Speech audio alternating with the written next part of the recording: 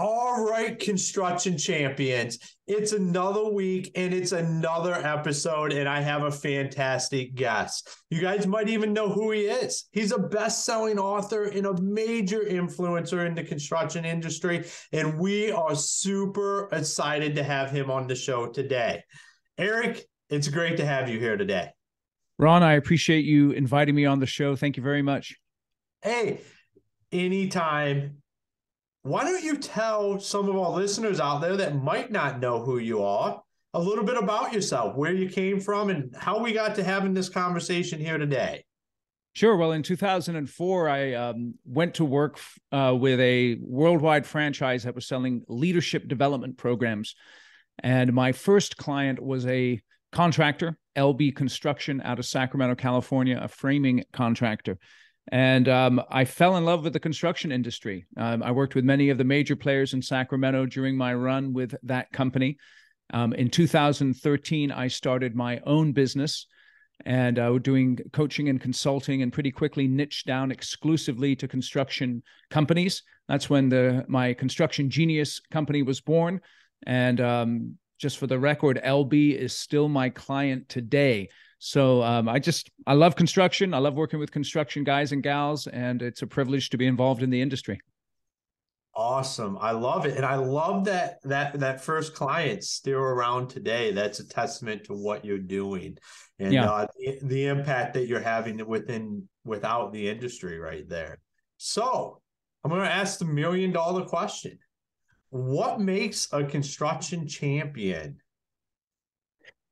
What makes a construction champion is understanding the role that they're in at the particular point that they're at in their career. So let me give you an example. Whenever you move from, let's say, being a project engineer to a project manager, your role and responsibility changes. The big challenge for a lot of construction professionals is when they move from being a project manager focused on one or maybe two projects, diving into the details, but then they get promoted up to a level of leadership. And what got them to that place of leadership is not what will help them to succeed as leaders. And so they have to make that shift from building projects to building teams of people. And what makes a construction champion is someone who understands that shift has to take place. And then they work very hard at upgrading their leadership abilities and their team building abilities so they can step into that new role successfully. I love it. This is a great topic, because I think all too often in the industry, we find we don't necessarily do the best job of developing the leadership coming up through the channels. We end up promoting superstars or bringing people up, but we don't really set them up for success industry-wide. Yeah, I agree with that. And I think the reason why is just what you just explained. I take my best PM and I make them an area manager or a project executive. And what makes them a great PM is not going to make them a great leader. And so it's good that they have the technical understanding. It's good that they have the credibility of understanding what it is that they're doing. But unless they can get into that leadership mentality, unless they can learn how to delegate and hold people accountable and stop micromanaging and communicate effectively, then they're really going to struggle. How do we start to do a better job at figuring out who are those people that can make that transition, or just developing those people? That's a great question. I think one of the concepts that is important to use in construction is what I call tours of duty. So for instance, right now it's hiring season. We're recording this in, February of 2023. It's hiring season for a lot of contractors. And so you're identifying the next crop of project engineers that you're going to bring into your company. And the temptation can be to stick them with one of your harassed and overwhelmed project managers. And, then the project engineer becomes like the guy who pushes all the paper and does the Home Depot runs when the foreman forgets to get stuff. And that's all good. People got to pay their dues. But you should have a long-term perspective with the project engineers that you're hiring and create career paths for them that include that concept of tours of duty that you get from the military. So, for instance, you take someone like Dwight Eisenhower, who was the president of the United States. He began his career in the military in a very sort of menial role as a cadet, and worked his way slowly up through the ranks, doing different things in different parts of the military, and then eventually matriculated into becoming the overall commander-in-chief of the United States and the Allied forces in Europe, and then eventually became the president of the United States. So that concept you should apply to your project engineers from this perspective. Let's say you bring on a person and you put them under a project manager. Perhaps after a year, you think, okay, I'm going to now move them under a superintendent because I want them to get a little more field experience, gain credibility with the guys and gals out in the field. Or perhaps you have that project engineer go to a networking event and they really like it and they have that business development acumen that perhaps someone else doesn't have. So you put them in business development for a year or two. The point is that you give them various opportunities to do various things in your business. And as a result of that, you not only round their skills, but you also get to identify what they do best. You give them an opportunity to see a clear career path with your company. And as you go through those various parts of the business, they can begin to develop their leadership skills. I love that. I was in the Marine Corps, so I relate with that very much because I think as an industry, guys coming out of the military and women coming out of the military, the construction industry is a really good next step because you can provide a lot of that structure, exactly what you're talking about, with good guidelines on where do we go and how do we grow. I think putting in stuff like what you're talking about, you could really start to lower the turnover rate that you have when you start to add in, as you say, towards a duty and an understanding around what that looks like.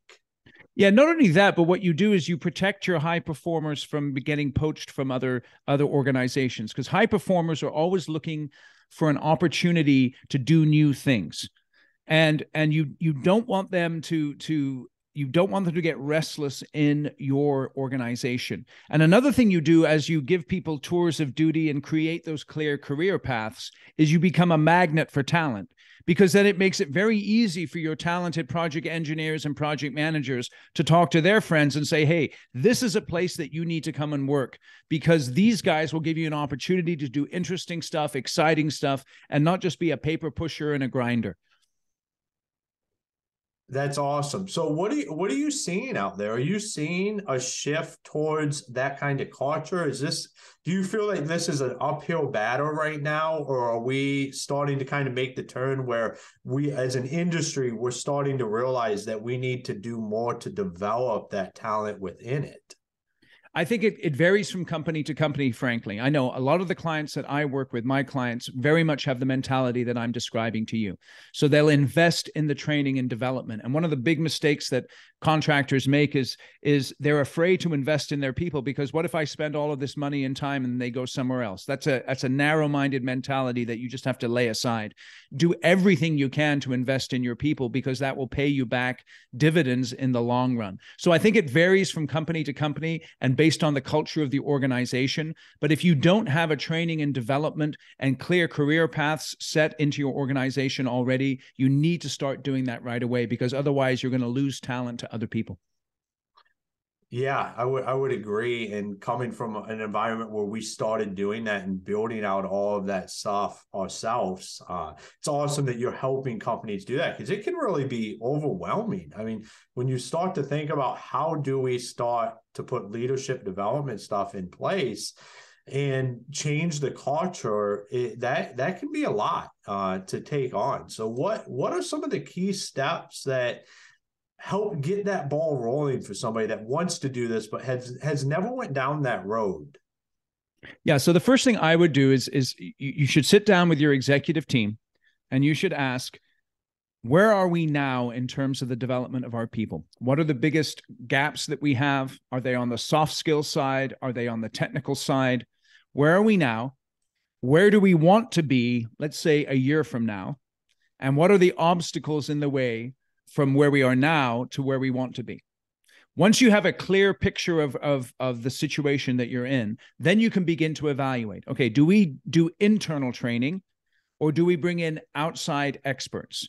And in my experience, the best companies do a combination of both. And they're aggressive because they want to protect their culture and they don't want to expose their people to messages that they don't want them to hear. And so what they do is first they focus internally and make sure that their superintendents and their project executives who have experience are involved in the technical aspects of training. But then they look for outside help in a lot of the times in the soft skill areas. But when they do that, what they look for are people who understand construction, because construction is a unique business with unique challenges. And if you bring in just some rando who maybe knows a little bit about leadership but has no understanding of construction, it can often undermine what you want to do. So bring in someone who has construction experience. And also, now this is very key, bring in someone who is a cultural fit with your organization. So I work with a lot of construction companies in the way that I'm describing to you, but there are some construction companies that I'm not a fit for.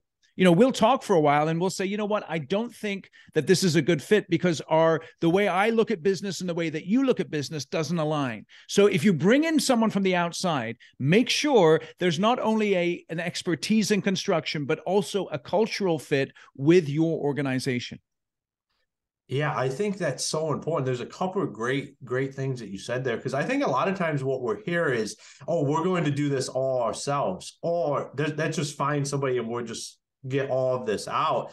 But neither one of those works, because you got to have that blend. And I'm a firm believer that there's a lot of people out there that can help in finding that person that is a fit for you. I think we overlook that too much, because people would say they come and have a conversation with you and you're not a fit. And then they just say, I'm just not a fit. I don't think I'm meant to have a coach. And that's not true.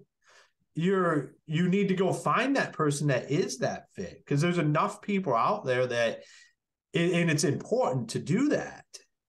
Yeah, I agree. It's one of the clients I work with. It's Tykert Construction, and they're a very, very large utility and heavy civil contractor here in California.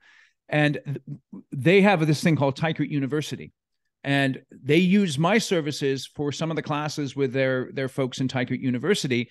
And when they have a day training, what they'll do is I'll come in the morning and do a two-hour session on, let's say, how to develop a high-performing team or how to create a clear career path. And then in the afternoon, they bring in a superintendent, a technical expert internally from their company, and they provide that technical training. So it's a combination of the two approaches that's very, very effective for many high-performing companies. Yeah, because if you don't get the leadership there involved, how you don't ever really start getting the buy-in from everybody. Because if you're just subbing everything out, it becomes a problem. Yeah, that's very true. And that's another thing that you really want to focus on. And that's why you begin with a conversation with your executive team. Because if training is going to work, there has to be buy-in from the top levels. And what you don't want to do is you don't want to just say, oh, I've got training that I have to do, and throw money at the problem and send your guys and gals out to training. You need to be bought in as the owner of your company, as the president, the CEO of your company, and you need to make sure that your executive team is all on the same page and in agreement that this is what we're going to be doing in order for it to have the biggest impact. Yeah, and I love how you talk about starting with the team. Because I think a lot of times we can just make this decision ourselves and then go to the team and say, this is what we're doing. And that just creates more problems than it does good. But by bringing everybody in, understanding this is our leadership, our executive team, having that conversation, getting on the same page and who's going to do what and how do we do that, I think that is a very important detail about what you're talking about. Absolutely. Absolutely. So when you go out and you work with these teams, what's the number one thing that you see that is very easy to just do better?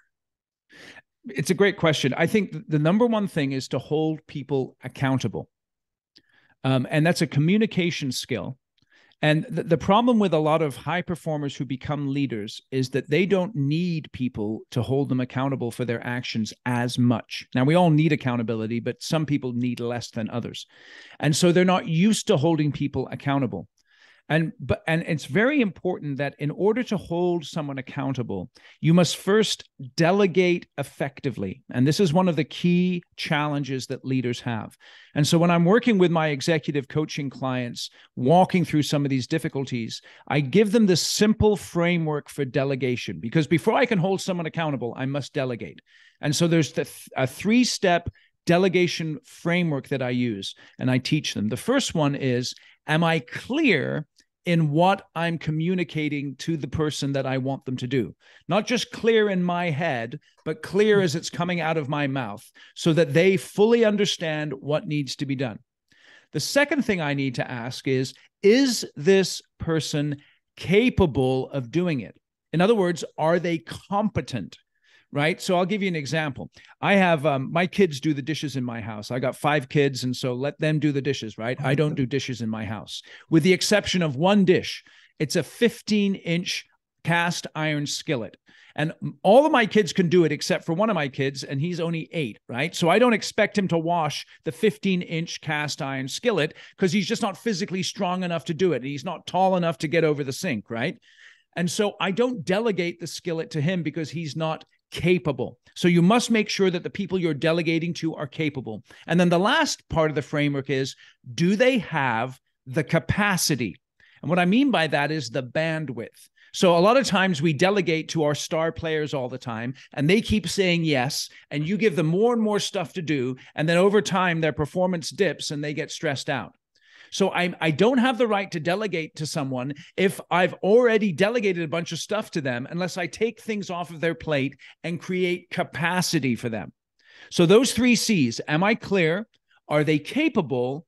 And then do they have the capacity? If that's the case, I can then delegate the task to them, and I've earned the right to now hold them accountable.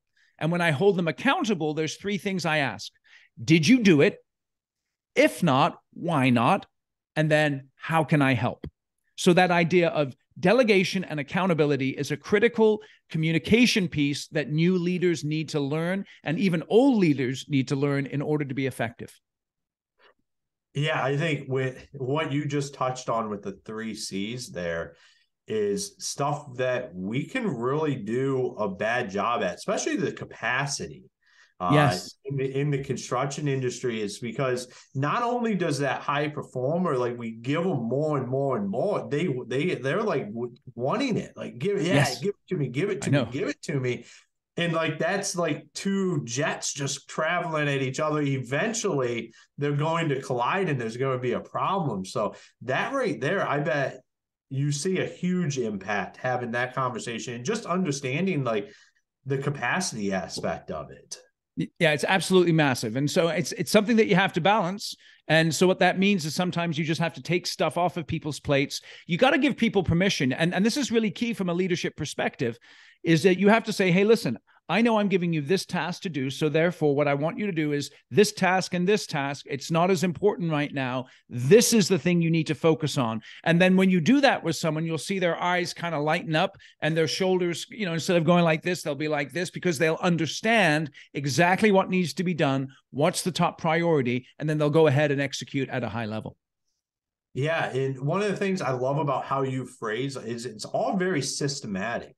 Like, there's not a lot of room for misinterpretation with how you're laying it out there. Like, here's the 3 C's. Like, this is how we do this. It's very systematic. It's very easy to understand. And I love that, because it makes it simple to be able to delegate that and to teach it and have people go do that. Absolutely. Yeah. No, that's what we really strive for, is simple, straightforward, no BS strategies, because those are the things that people can lay hold of and actually do something with in their daily lives. Yeah, I love it. And so, from all of our listeners out there, if they wanted to reach out to you or wanted to know more about you, what's the best ways to go do that? I appreciate you asking. There's probably 3 ways to do it. Number one, I have a podcast just like you do. And my podcast is called Construction Genius. And that's, we have over 200 episodes. So you can go out there and listen to all of them from different leaders, with different leaders in the construction industry. It's a killer podcast. Number 2, I have a book, and it's called Construction Genius. And the subtitle of it is Effective, Hands-On, Practical, Simple, No BS Leadership Strategy, Sales and Marketing Advice for Construction Companies. So it's all packed in here. You can go out to Amazon, to Audible, and you can get yourself a copy of this book. And then the third way is connect with me on my website, constructiongenius.com, or on LinkedIn. I'm there all the time, and you can get to know me, and I can get to know you. I'm happy to have a conversation. Awesome. Well, I know the book has been doing really well. I've got to read some of the reviews and see some of the stuff out there about it. And, I'm super excited for what you're doing for the entire industry. And I'm so thankful that you took the time to be a guest here today. Thank you, man. I just want to say it's a real privilege for me to be involved in the industry. I think it's tremendous that, as an industry, folks who build projects are able to drive down the road and look at something and say, I built that. And the contribution that construction makes to the benefit of society is tremendous, whether it's seen or unseen, whether I'm an underground guy or building, large skyscrapers. We have a tremendous positive impact on our societies. And it's just a privilege for me to be involved with that. Awesome. It's that humble attitude like that to just be part of it. That's what Construction Champions here is all about, and just building that collaboration and bringing people together to help follow that mission of the entire industry. And hey, Construction Champions, there's been a lot of great detail covered, and I highly recommend going and picking up the book. The stuff that we're talking about here today are leadership fundamentals that will move your company, no matter what the size is, into that next level and allow you to continue to grow and bring people on that are going to stick around to be part of what you're building because they understand exactly what you expect of them. So, Construction Champions, until next time, go be the champion you were meant to be.